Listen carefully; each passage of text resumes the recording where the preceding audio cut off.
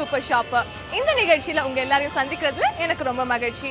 My name is Divya and I'm your host for this show. இன்னைக்கு நம்ம ஷோல ஒரு ரொம்ப ஸ்பெஷலான தீம், பட்டு. நேற்று இன்று நாளைய பயணம். அதை பத்தி தான் இன்னைக்கு பார்க்க போறோம். வாங்க பார்க்கலாம்.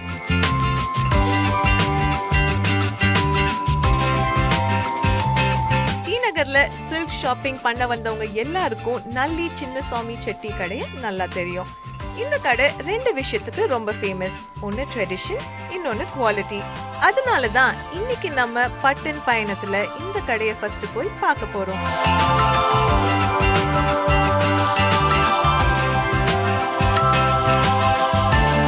நல்லி சின்னசாமி செட்டி சில்க் கடையை இப்போ டாக்டர் நல்லி குப்புசாமி செட்டி தான் மேனேஜ் பண்ணிட்டு வராரு. இவர் இந்த கடையோட 3rd ஜெனரேஷன் ஓனர். டெக்ஸ்டைல் கான்ட்ரிபியூஷனுக்காக பத்மஸ்ரீ அவார்ட் ரிசீவ் பண்ணியிருக்காரு. இந்த நல்லி பிராண்ட் எப்படி ஆரம்பிச்சதுன்னு அவர்கிட்டயே கேட்கலாம். 1928 மங்கை ஸ்ட்ரீட்டில் டோர் நம்பர் 11 ஒரு சின்ன வீடு. அதில் ஒரு போர்ஷன் சொல்ல ஒரு பீரோவில் வந்த சாரி 5 சாரி 6 சாரி வச்சுன்னு அவர் பிஸ்னஸ் ஆரம்பித்தது. அப்போது 1935 அப்போ ஒரு கஸ்டமர் வந்திருந்த போது இது மாதிரி ரெசிடென்ஷியல் ஏரியாவிலேருந்து பிஸ்னஸ் டெவலப்மெண்ட் ரொம்ப நாளாகுமே, எங்கேயாவது பஜாரில் கடை வைக்கலாம்னு சொன்னபோது தான் இப்போ இந்த பில்டிங் நம்பர் 5 இது. அந்த காலத்தில் நம்பர் 4 நாகேஸ்வரர் அவர்களில் இப்போது டிபி ஜுவல்லரின்னு இருக்குது. அவர் அந்த பில்டிங் அப்போ தான் கட்டினார்.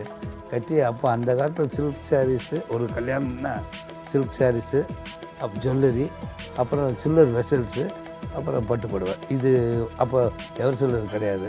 இது முக்கியமாக அவங்க. அதனால் ஒரே கேம்பஸில் 3மே கிடைக்கணும்னு சொல்லிட்டு அவர் ஒரு போர்ஷன் வந்து டிவி ஜுவல்லரி, அப்புறம் இன்னொன்று ஜெயின் ப்ரொவிஷன் ஸ்டோர்னு ஒன்று எங்களுக்கு சில்க் சாரீஸ்க்கு அது கொடுத்தாரு இந்த இடத்த.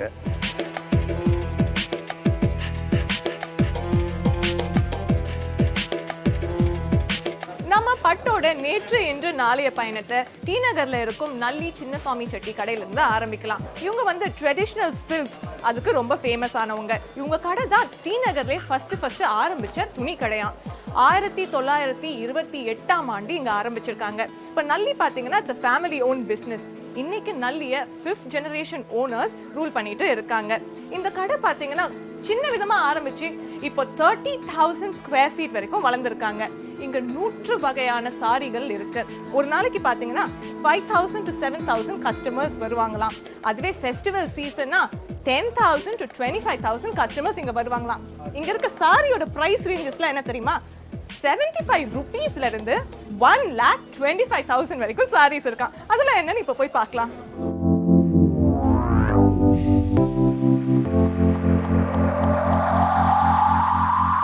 சில்க் சாரின்னு பாத்தீங்கன்னா எல்லாமே ரொம்ப விலை உயர்ந்தது தான். இப்போ நான் பார்க்குற இந்த சாரீஸ் வந்து 70,000 1 லேக்குலாம் இருக்கு. ஆனா இப்போ பாத்தீங்கன்னா இந்த மாதிரி சாரீஸ் எல்லாம் இது வந்து 75 ரூபீஸ் ரேஞ்சில் 80 ரூபீஸ் இருக்கு. சிந்தட்டிக் சில்க் சாரீஸ்னு இட்ஸ் ரியலி டிஃப்ரெண்ட். ஏன்னா இந்த மாதிரி இவ்வளோ சீப்பா ஒரு சாரி கிடைக்கிறது தான் ரொம்ப பெரிய விஷயம் தான், அதுவும் இன்றைய காலகட்டத்தில்.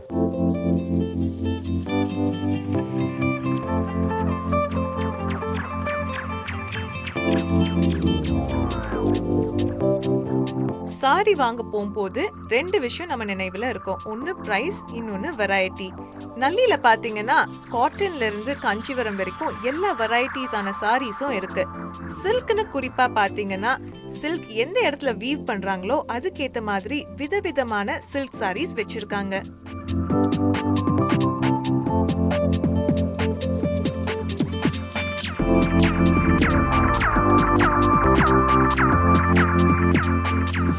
சில்க்லாம் எந்த ஊர்ல வீவ் பண்றாங்களோ அதுக்கேற்ற மாதிரி வீவிங் பேட்டர்ன்லாம் மாறிட்டே இருக்கும். தர்மவரம் சில்க் பாத்தீங்கன்னா பவர்லூம் பண்றாங்க, அதனால அதோட அந்த பிரிண்ட்ஸ் எல்லாம் வேற மாதிரி இருக்கும். கோயம்புத்தூர் சில்க்ஸ் வந்து சாஃப்ட் சில்க்னு சொல்லுவாங்க, அது ஃபீல் பண்றதுக்கே ரொம்ப சாஃப்டா இருக்கும். அண்ட் பொங்காய் சில்க் ஒரிசால இது வந்து வீவ் பண்ணுவாங்க. அங்க இருக்க ட்ரைபல் பீப்புள்லாம் வீவ் பண்ணுவாங்களாம். அதோட பேட்டர்னே ஒரு மாதிரி ட்ரைபல் பேட்டர்ன் மாதிரி டிஃப்ரெண்டா இருக்கும். நார்த் இந்தியாலலாம் இந்த மாதிரி சில்க் சாரீஸ் ரொம்பவே famous.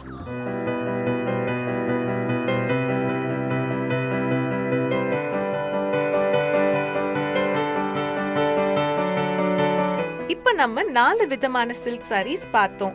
Arni silk, Dharmavaram silk, Coimbatore silk and பொங்காய் சில்க். இது தவிர திருபவனம், போச்சம்பள்ளி, மைசூர்ல இருந்து கூட சில்க் சாரீஸ் வருது. திருபவனம் கும்பகோணத்துக்கு பக்கத்துல இருக்க ஒரு ஊரு. இங்கிருந்து வர சில்க் சாரீஸ் எல்லாம் ரொம்ப பாக்கெட் ஃப்ரெண்ட்லியா இருக்குமா. போச்சம்பள்ளி சில்க் சாரீஸ் அதோட யூனிக் ஸ்டைல் அண்ட் டிசைனுக்கு ஃபேமஸ் ஆனது. மைசூர்ல இருந்து வர சில்க் சாரீஸ் எல்லாம் பவர் லூம் சாரீஸ் தான். அதோட சாஃப்ட் டெக்ஸ்சருக்கு அது ஃபேமஸ் ஆனது. சாரி ஒரு மல்டி பர்பஸ் அட்டையர்னு சொல்லலாம். ஏன்னா சாரீஸை நம்ம கேஷுவலா வீட்லயும் போட்டுட்டு இருக்கலாம், இல்ல ஏதாவது கிராண்ட் ஃபங்க்ஷனுக்கு போட்டுட்டு போகணும்னா கூட போகலாம். ஆனா சாரின்னு சொன்னாலே ஒரு ஒகேஷன் நம்ம நினைவுக்கு வரும், அதுதான் வெட்டிங்ஸ். வெட்டிங் சில்க்ஸ் எல்லாம் நல்லீஸ்ல எப்படி இருக்குன்னு பார்க்கலாம்.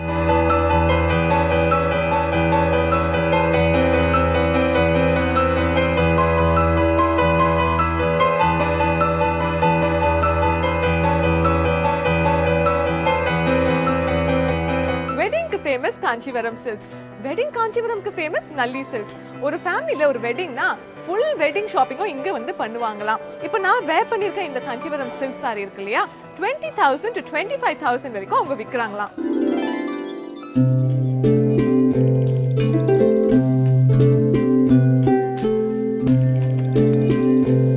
பட்டு புடவைகளை நம்ம காலங்காலமா வேர் பண்ணிட்டு வரோம். ஆனா பட்டை எப்படி கண்டுபிடிச்சாங்கன்னு உங்களுக்கு தெரியுமா?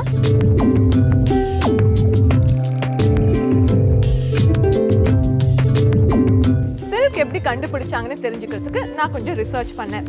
இன்டர்நெட்ல போயிட்டு சர்ச் பண்ணேன். நிறைய ஸ்டோரிஸ்லாம் வந்துச்சு. அதுல ஒரு வெர்ஷன் எனக்கு ரொம்ப பிடிச்சது. அது என்னன்னு பாத்தீங்கன்னா 2000 years ago சைனால சில்க கண்டுபிடிச்சாங்களாம். சைனால ஒருத்தர் இருந்தாரு. அவர் வந்து ரொம்ப சுட சுட ஒரு நாள் டீ சாப்பிட்டு இருந்தாராம். அப்படி இருக்கும்போது ஒரு சில்க்வாமோட குக்கூன் அவரோட டீ குள்ளர போய் விழுந்துச்சான்.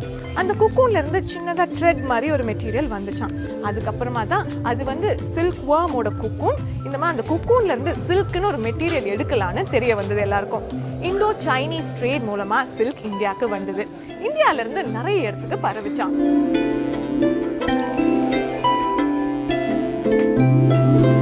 Style is temporary but class is பெர்மனன்ட்னு சொல்லுவாங்க. இந்த விஷயம் சில்க் சாரீஸ்க்கு ரொம்பவே பொருத்தமா இருக்கு.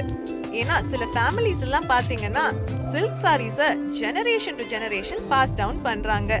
அப்படி இருக்கும்போது சில்க் சாரீஸை எப்படி புதுசு போல பராமரிக்கிறதுன்னு எக்ஸ்பர்ட் கிட்டயே கேட்கலாம். இப்போ இது பூந்தி கொட்டைன்னு சொல்லிட்டு இப்போ கூட எல்லா ப்ரொவிஷனல் ஸ்டோர்ஸ்லையும் கிடைக்கும். அது வாங்கி நல்லா இடித்து பவுடர் பண்ணிவிட்டு ஒரு துணியில் வடிகட்டா நல்ல நைஸாக இருக்கிற இது மட்டும் அது தனியாக வந்துடும். அதாவது நீங்கள் பார்த்தீங்கன்னா அந்த சர்ஃப் எப்படி இருக்க சர்ஃப் பவுடர் மாதிரி கிடைக்கும் உங்களுக்கு. கிடைச்ச பிறகு கொஞ்சம் ஒரு டேபிள் ஸ்பூன் அளவு ஒரு பக்கெட் நிறைய ஜலம் எடுத்துட்டு அந்த ஜலத்தில் சாதாரண ஜலம் சுடுதண்ணி இருக்கக்கூடாது, அதில் கலந்து விட்டுனா நல்ல நுர வரும். அதில் சேலையை அரைச்சி துவைச்சிட்டு சேலையை வந்து நேரில் தான் காய வைக்கணும்.